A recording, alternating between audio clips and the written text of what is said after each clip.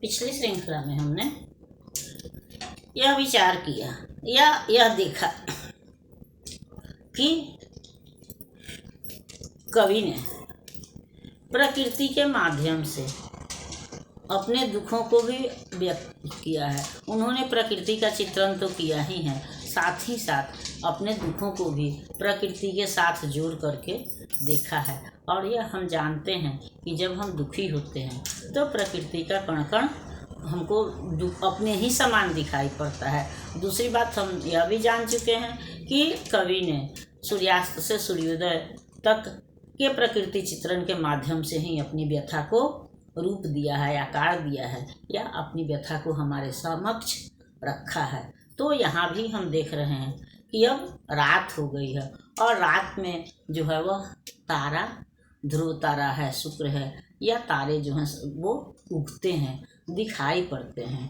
तो कभी उसमें एक तारा अकेला होता है, तो कभी जो है कभी की दृष्टि उसी तारे पर जाती है और वह बोल रहा है कि अब उदित संध्या का सितारा थी जहाँ पल पूर्व लाली, रह गई कुछ रेख काली, अब दिवाकर का गया मिट, तेज सारा ओज सारा, उदित संध्या का सितारा। अब मतलब कि शाम हो गई, रात हो गई।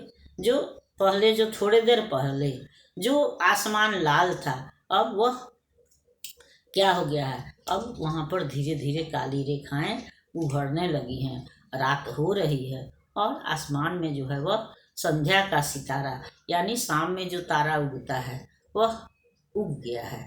और चूंकि रात हो गई है तो सूर्य की शक्ति जो है, उसका ओज जो है, तेज जो है, वह धीरे धीरे समाप्त हो गया है। वैसे भी रात में अंधेरे का साम्राज्य होता है या चांद का साम्राज्य होता है, सूर्य का साम्राज्य दिन में है। तो अब सूर्य का जो है वह तेज अस्त हो गया है, उसका साम्राज्य समाप्त हो गया है। और दूसरे शब्दों में हम यह भी कह सकते हैं या जानते हैं कि दिन सबका समय एक नहीं रहता है। कभी किसी का समय आता है, कभी किसी का।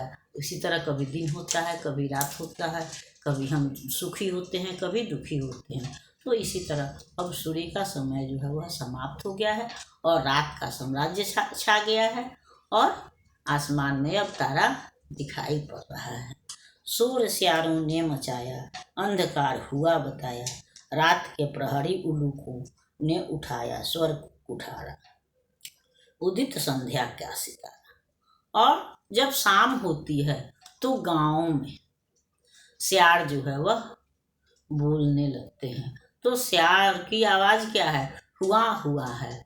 तो कभी यहाँ पर कह रहा है, वही बात है कि जिसकी जितनी कल्पना शक्ति है, जो जिसने समझ है, उस अनुसार किसी चीज़ का अर्थ लगाता है या सोचता है। तो उनको लग रहा है कि स्यारों की जो आवाज़ है वह यह बताने के लिए है कि अब अंधकार हो गया, अब रात हो गई। अब आप जिस भी दुनिया में हैं, कर्म क्षेत्र में हैं या जहाँ भी, वहाँ से अब वापस लौट जाइए, या स्वप्न लोक में हो या कर्तव्य लोक में हो, जहाँ भी हैं वहाँ से अब वापस आ जाइए, क्योंकि अब रात हो गई है। रात के प्रहरी उल्लूकों ने उठाया स्वर कुठारा और उदित संध्या का सितारा। और उल्लू भी रात में ही बोलते हैं। दिन भर उल्लू जो है वह पेड़ों पर छुपे रहते हैं, बैठे रहते हैं, क्योंकि उनको दिन में दिखाई नहीं पड़ता है। इसलिए रात होने पर उल्लू बोलते हैं या बोल रहे हैं। कहने का मतलब कि अब रात हो गई है। और जो रात के प्राणी हैं, स्यार हैं या झिंगुर है या उल्लू है, ये सब बोलने लगे हैं। अब रात हो गई, शाम से अब उस समय अपराह्न था, लेकिन अब धीरे धीरे धीरे करके अब रात हो गई है और संध्या का सितारा जो है वह उग गया है, जो कि रात्रि के आगमन की या रात होने की सूचना दे रहा है। काट थी धार दिन भर, पाँव जिसके तेज चलकर चौक नामत, अब गिरेगा टूट दरिया का कगारा, उदित संध्या का किनारा। तो यह तो हम पहले भी जान चुके हैं। और कि जब हम दुखी होते हैं तो हमको प्रकृति का कण कण दुखी दिखाई पड़ता है या हम उसी अनुसार सोचते हैं। तो यहाँ कवि के साथ भी वही बात है। वो बोल रहे हैं कि नदी की धाराएं, जब हम यह जानते हैं कि लगातार नदी जब बहती है तो अपने साथ साथ मिट्टी भी काटती है और कभी कभी वह नदी का किनारा जो है वह टूट करके फिर नदी में गिरता है, जिससे आवाज़ होती है। उसी तरह हम जिंदगी में चलते हैं, काम करते हैं, अपने कर्तव्यों का निर्वहन करते हैं, लेकिन उसके साथ साथ धीरे धीरे हमारी आयु भी क्षीण होती है, हमारी शक्ति भी क्षीण होती है और अंततः हम मृत्यु को प्राप्त होते हैं।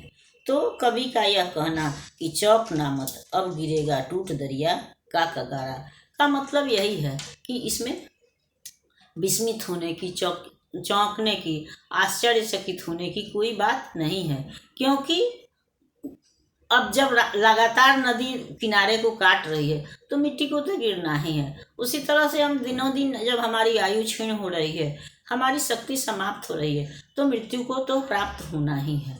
तो यह सब जानते हैं कि मृत्यु निश्चित ही है, लेकिन फिर भी अपनों की मृत्यु हम बर्दाश्त नहीं कर पाते, या हम जब तक जीवित रहते हैं वह हमको कष्ट देता रहता है। कवि के साथ भी यही बात है कि सब कुछ जानते हुए भी अपनी हृदय की वेदना को जो है वह संभाल नहीं पाते हैं, या उसको शब्द रूप दे रहे हैं। अपनी वेदना को वह समाज के सम्मुख कहिए या यूँ कहिए कि उसको शब्द रूप दे करके हमारे सामने तो उपस्थित कर ही रहे हैं, साथ ही यह भी बता रहे हैं कि दुख सुख जो है वह हमारे जीवन का आवश्यक अंग है। अगली श्रृंखला में हम अगले दोहे पर विचार करेंगे।